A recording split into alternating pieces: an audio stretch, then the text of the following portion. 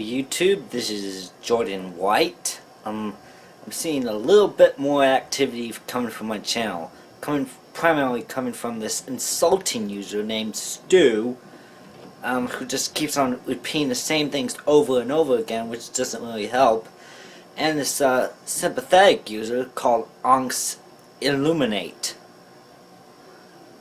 Well, I guess Onks is the one that supports me, and Stu is the one that's a troll. So, anyway, some of these guys on my channel have been wondering, can I show you around the house? The answer is yes, I can. Of course, I do want to show you that outside there's I'm getting a little ice storm. And there's more to come this evening. But let's get this little tour underway. This is basically the workstation I have. A Dell XPS Studio workstation. I got this computer in 2010. And it's from my graduation. It's been operating and serving me ever since. It's been through several rebuilds made by... rebuilds are basically just resetting it to its factory default setting if something doesn't go my way on the computer. I'm a real computer genius. I know how to do this kind of stuff. Yeah. Well, I apologize. I mean, I have this really bad habit of having like multiple tabs open all at once, all at the same time. It's when I'm gonna get rid of that habit. Of course, I have a couple of equipment over here, but that's a tripod I might use if I want to make a Dunwoody episode, or Home Sweet South as it's now called. And the reason why I have a VCR right here is just to transfer. The reason why I have a old school VCR is to transfer VHS tapes over to digital format. As a matter of fact, it's the same reason with decaying film, decaying audio, decaying video. These things don't last forever, so in order to save your precious data, you gotta migrate. And I know a lot about this. I've seen films get restored. I've seen some of my VHS. I long for this title from VHS to be released on DVD. I saw those happen too, and it's like called remastering the film. And when I have a post-production studio, I might specialize in the remastering of the My Little Pony show if it ever gets deteriorated or something like that. I wonder how they're preserving that show. With film or with digital data or LTO backup tapes? I'm the IT guy, I would know about this. And speaking of film restoration, this is something I got from Barnes & Noble, like the day it was released. The Criterion edition of It's a Mad, Mad, Mad, Mad World. Which of course is the angry video game nerd's favorite film, and I got this primarily because it touts wait. It touts this. A new high-definition digital transfer of a 197-minute extended version of the film, reconstructed and restored by Robert A. Harris using visual and audio material from the longer original roadshow version, including some scenes that have been returned to the film here for the first time, with 5.1 DTS HD master audio soundtrack. That's a good thing, because you always want the audio to look good on home video, don't ya?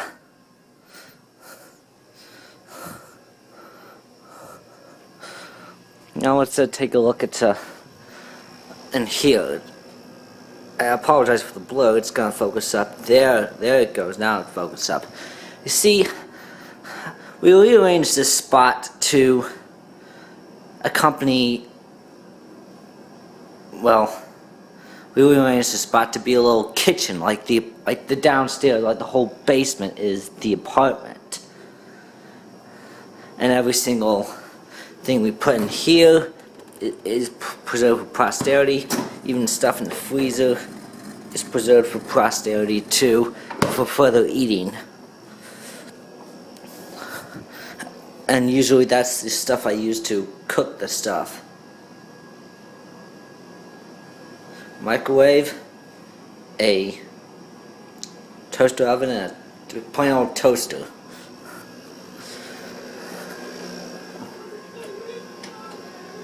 Now in here is some of my cartoon memorabilia. I love collecting cartoon memorabilia from shows I really loved. This section is the My Little Pony memorabilia. And this is just a Mr. Men thing. Something I got from the World of Coke. My Little Pony comics and trading cards. Oop. Thank you, Russell Hall, for giving me these. I sure appreciate your generosity. Here's a genuine replica Lotso Huggin' Bear from Toy Story 3. It still smells like strawberries. Of course, a Fluttershy plushie I got for Christmas. And some Muppet memorabilia. These babies came with the Muppets 2011 movie Blu-ray edition, and this was a tin can box I must have gotten for Christmas that year. Here's some Rankin Bass memorabilia, and I feel bad that I have this autograph from the producer of those films who just recently passed away, and I feel a little bad after that, but I know how to move on, because what you do even after you're long gone is gonna affect many other people, like the people who knew you and stuff. And of course, here is my Pez dispenser collection. Just 8 Pez dispensers. I'm sure there's a bigger Pez dispenser collection. I'm sure that in the Guinness Book of World Records there's like this guy who holds the world's biggest Pez dispenser collection, which is kind of a bad obsession. And of course, I am a big fan of Mr. Bond, James Bond. Well, here is the Dunwoody puppet that I use for filming. I just placed my hand right in that slot. And as you can see, he only has like 1 rod. Maybe I can get my friend Andy Fowler to put 2 rods on, like 1 rod on the other arm. You know? This arm. Another piece of Rankin Bass memorabilia. And then here is sort of where my dad sleeps. My dad moved down here primarily because he wants to help me learn how to be independent. It's very important that I learn how to be independent, because if I don't, then I would probably make some serious mistakes that I would probably regret for the rest of my life. You parents often teach you how to be independent all the time, and yet sometimes when you're free, you feel like you want to take advantage of the situation and just do whatever you want, and you find out later that some of these decisions are gonna really backfire, and it's gonna not be pretty. And of course, here's my room. There's a whole lot of cartoon memorabilia in here, and puppet memorabilia and anything. That's the ball pit I use sometimes if I really am stressed. I'm calmed down in there, primarily because back in the old days, McDonald's had this play place, and they had a ball pit, and they kind of axed the ball pit because there were some complaints that would cause some choking hazards among children. But the ball pit, as Mom noticed, really helped me calm down. And so does the box of rice, which I already saw in my Christmas loot video. Woody, Buzz, Charlie Brown Christmas. Actually, that's Linus Van Pelt. That's the Grinch. With the Affleck duck as a bobblehead. These are 2 things that my friend Sarah gave me for Christmas. Every time her mom makes these little sleighs out of Christmas items. There's the heat miser and a real heat miser wig. I remember using that for some old videos I made in the past. And of course that's just well, here's the Making of Rudolph book I like to keep as a resource, because the 50th anniversary of Rudolph is coming this year. I want to do a full-fledged commentary with a real animation fan who really loves this stuff. I mean, come on, I'm a big fan of this stuff. Why do I like these things? Why do I like a defunct studio? Actually, look, because they may produce some of the world's most beloved works of stop motion ever created, and have influenced many studios such as Tim Burton, Pixar, or Disney, and other folks, you know.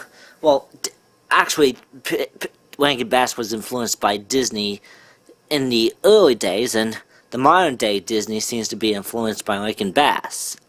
So it's like a win-win, or a quid pro quo, something like that. More posters I've got, including this nice lineup. I often keep that because it sort of represents a little who I am. And here's a good piece of memorabilia. I think this one's really valuable because this autograph, this picture, was signed authentically by Mr. Jim Henson himself, the Muppet Man. And here's his autograph right there. I mean, I'm keeping this because, you know, if I sold it, it would be kind of valuable. Oh, and of course, the Arthur Rankin Jr. autograph I have. I mean, why did I even get an autograph from a person who's now dead? Because I'm like a big fan of them.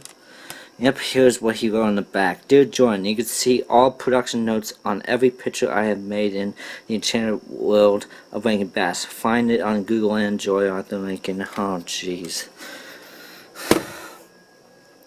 These little blurbs on Roger Rabbit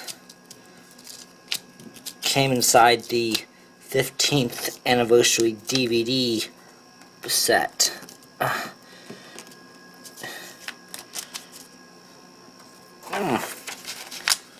I apologize. I mean, this is a rather difficult sort of setup, but Jessica's better suited in there.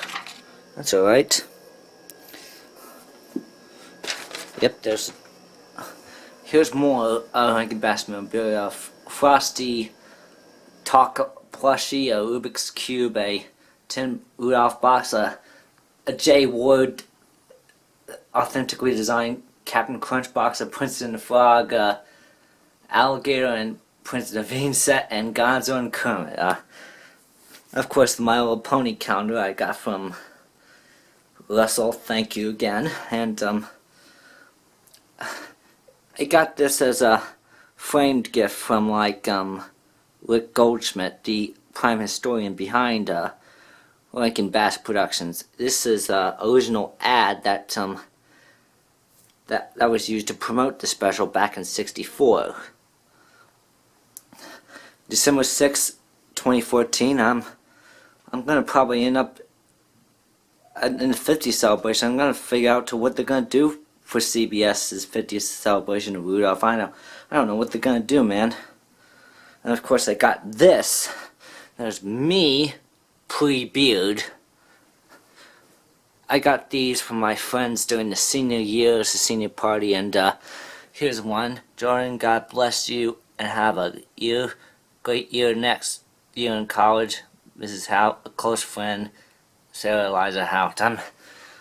You see, I'm really love these positive comments from some of my friends who supported me and look after me during the years all the 8 years I've been in Georgia. Actually, I've been in Georgia for